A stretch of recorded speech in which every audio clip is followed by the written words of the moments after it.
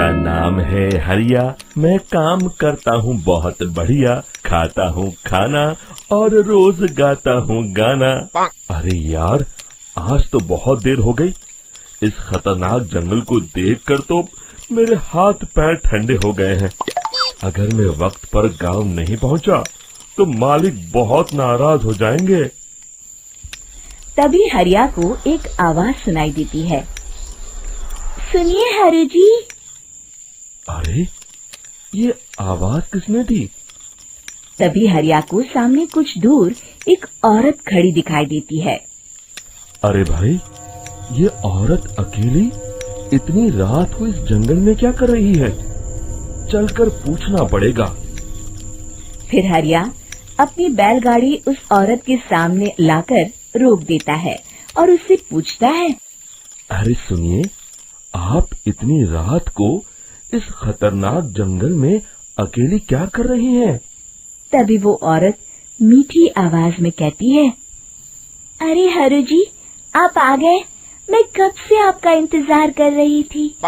वैसे तो यहाँ से काफी लोग गुजर चुके हैं, लेकिन मैं खास आपका इंतजार कर रही थी। अच्छा, तुम सच कह रही हो? मुझे तो यकीन नहीं हो रहा है। वो क्या है ना, आज तक किसी ने मुझसे इतने प्यार से बात नहीं की। हाँ हाँ हरु जी, मैं सच कह रही हूँ। अब देर मत करिए और जल्दी से मुझे मेरे घर तक छोड़ दीजिए। हाँ हाँ, कौन सी बड़ी बात है, अभी छोड़ देता हूँ। आप मेरे पीछे बैलगाड़ी में बैठ जाइए और मुझे रास्ता बताते चलिए। फिर वो औरत हरिया की बैलगाड़ी में बैठ जाती है और हरिया बैलगाड़ी हाँकता हुआ आगे चल पड़ता है। फिर उस औरत के बताए हुए रास्ते पर चलते चलते हरिया बैलगाड़ी लेकर एक काली गुफा के आगे आकर रुक जाता है। हरिया उस औरत से पूछता है। हाँ देवी जी, आपका घर कहाँ है?